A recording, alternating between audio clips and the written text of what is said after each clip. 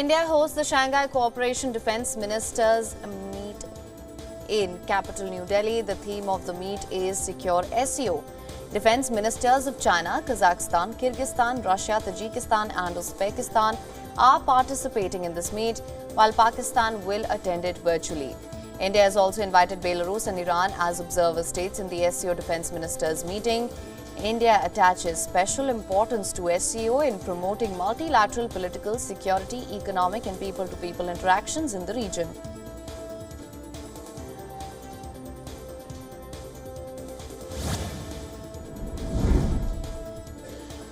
Deadly fighting continues in Sudan between the paramilitary forces and the army despite US agreement to prolong the ceasefire by 72 hours. Violence again hit the capital Khartoum and the western region on Darfur, and US officials say that the ceasefire violations are worrying. Meanwhile, many countries use the ceasefire extension as an opportunity to evacuate their citizens from Sudan. More foreign nationals, diplomats and others have been evacuated and have arrived at their final destinations.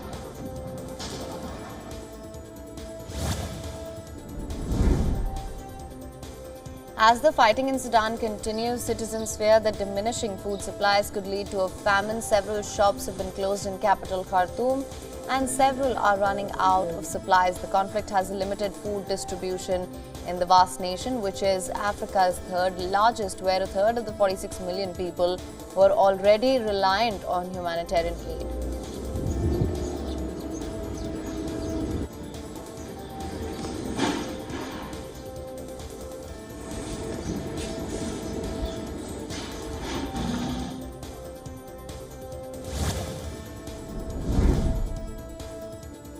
At least one person has been injured after a house and an apartment building was shelled in the Russian-controlled Donetsk region of Ukraine on Thursday. The house has been severely damaged. Local residents blame the Ukrainian army for shelling.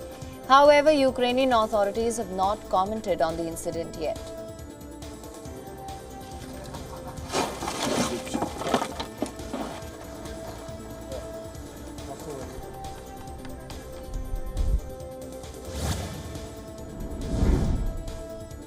The UN Security Council has adopted a resolution calling on the Taliban to swiftly reverse all restrictive measures against women. The unanimously passed resolution particularly condemns Taliban's ban on Afghan women working for the United Nations. The Council said that the ban announced in early April undermines human rights and humanitarian principles. It cited access to education, employment, freedom of movement, and women's full, equal, and meaningful participation in public life.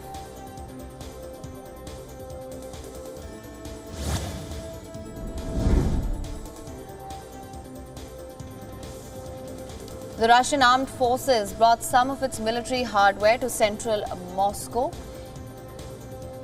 on Thursday ahead of a nighttime rehearsal for the annual World War II Victory Day parade next month. President Vladimir Putin is expected to lead the events in Moscow on the 9th of May, marking the 78th anniversary of the Soviet Union's victory over Nazi Germany.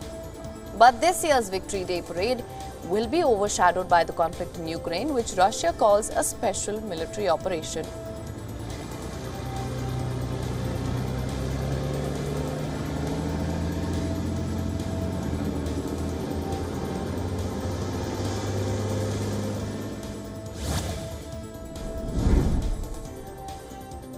The Russian drone industry could soon be worth 1 trillion rubles or $12.25 billion since a plan to boost production has been put into place. President Vladimir Putin said on Thursday, that him and his executives involved in drone production had looked over figures that showed that the industry could in the near future be worth 500 billion rubles. Late last year, Putin said that Russia must increase its own output of unmanned aerial vehicles and create infrastructure for their widespread use in military and civilian applications. He then ordered a strategy for drone development through 2030.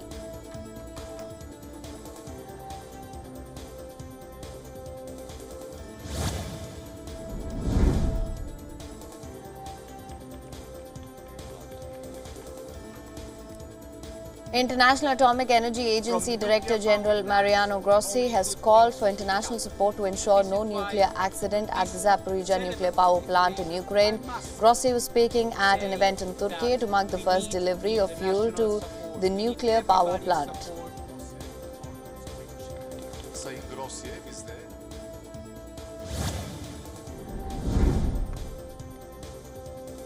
A U.S. Air National Guardsman accused of leaking military secrets appeared in federal court on Thursday. A judge expressed concern regarding the knowledge of classified material. It might be valuable to a foreign government. 21-year-old Jack Douglas Teixeira was arrested by FBI on the 13th of April at his home in Massachusetts and was charged with violating the Espionage Act. According to federal prosecutors, Teixeira leaked classified documents of a group of gamers on the messaging app Discord. They said that he had destroyed evidence in the case and that they also pointed to his history of making violent threats online. Prosecutors also revealed that FBI agents had found a gas mask and ammunition from his home.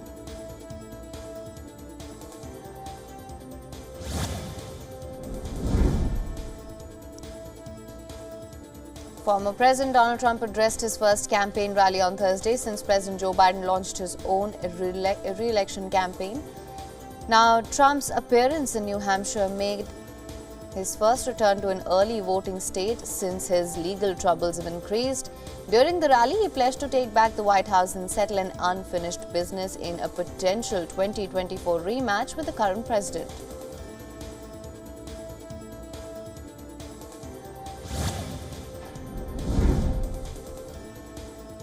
Former U.S. President Vice President Mike Pence appeared before a grand jury investigating former President Donald Trump's role in efforts to overturn the 2020 election. According to local media reports, security was beefed up more than usual at the federal courthouse in Washington. On Wednesday, Trump lost an appeal to block Pence from testifying in a special counsel probe. The probe looks into efforts to overturn the results of the 2020 presidential election, including a plot to submit phony slates of electors to block Congress from certifying Democrat Joe Biden's victory.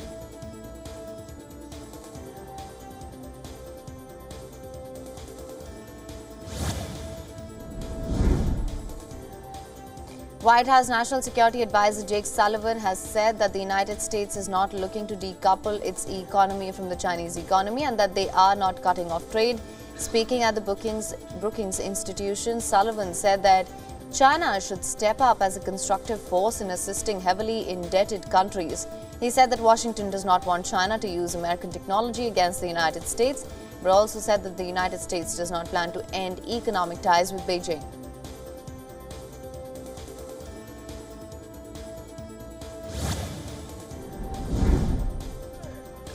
Ahead of French President Emmanuel Macron's visit, demonstrators banged pots and pans in the streets of Pontarlier in eastern France to display their unhappiness and frustration with the government's pension reform plan. Macron is visiting the region to mark the abolition of slavery. France has been hit by waves of protest since Macron's decision to revise the retirement age from 62 to 64.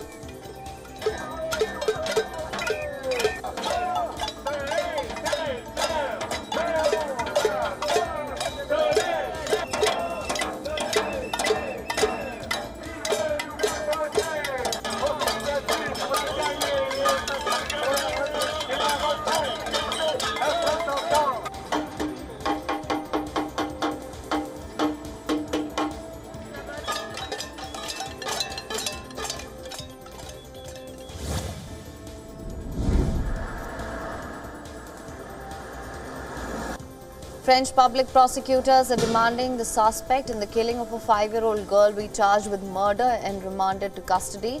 The 15-year-old was detained after the body of the girl was found inside an apartment in eastern France. According to reports, an autopsy will be conducted on Friday to help authorities find the cause of the girl's death. They haven't ruled out the possibility of rape.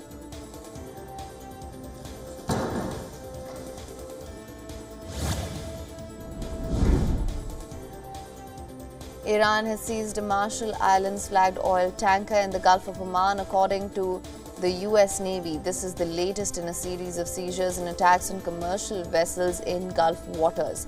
According to reports, earlier the Iranian Navy had seized a Marshall Islands flagged ship. It was identified as the Advantage Suede by the U.S. Navy. According to definitive ship tracking data, the Advantage Suede is a Suezmax crude tanker that had been chartered by oil major Chevron and had last docked in Kuwait.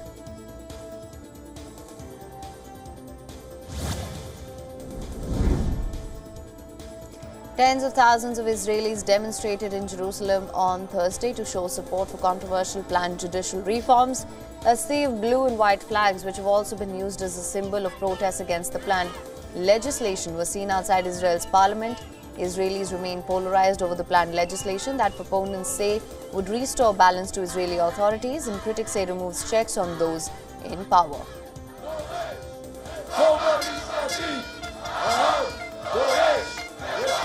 תראו כמה כוח יש לנו.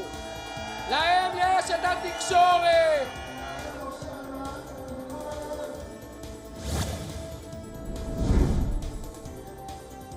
Now, Tunisia has officialized the appointment of an ambassador to Syria after the decision of the two countries to fully restore their diplomatic relations. The new ambassador was given his credentials by President Kais Saied during a ceremony. The two countries had severed diplomatic relations in 2012 after the start of the war in Syria.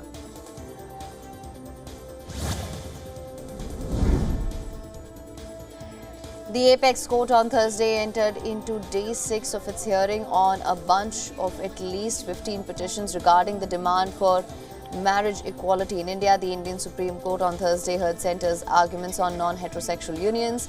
While urging the court to leave the issue to Parliament, Centre argued that the law cannot be drafted again to allow same-sex marriage. Appearing for the Centre, Solicitor General Tushar Mehta told a 5-judge Constitution bench that the Apex Court is dealing with a very complex subject which has a profound social impact.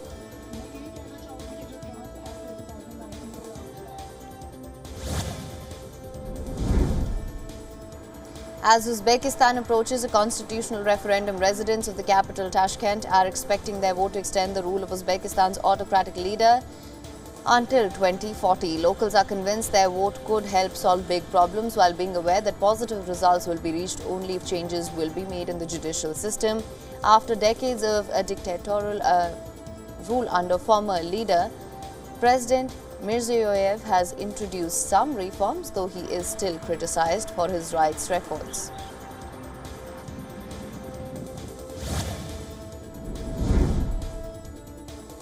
Migrants stranded on a Chile border with Peru forced their way across on Thursday and were chasing police guarding the area on Wednesday.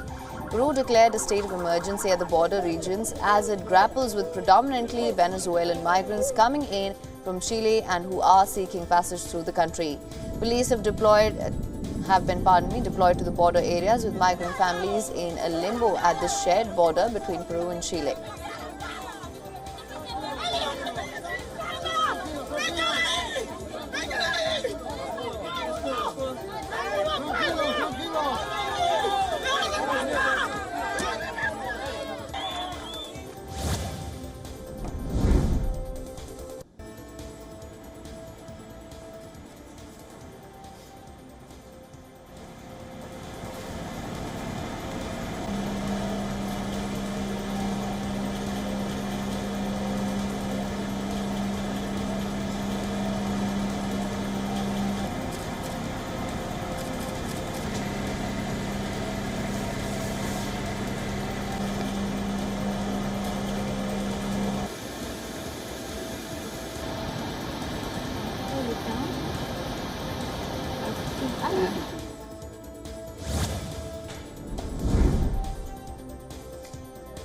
Garbage has taken over caiman's habitat in Brazil's Rio de Janeiro as a canal has become the community's dumping site now. Caimans is a reptile belonging to alligator family. Pollution is only a part of these animals' environmental ordeal, as activists and authorities are also fighting illegal hunting in a nearby lake system. Authorities believe that these have been hunted for human consumption, usually through the use of traps.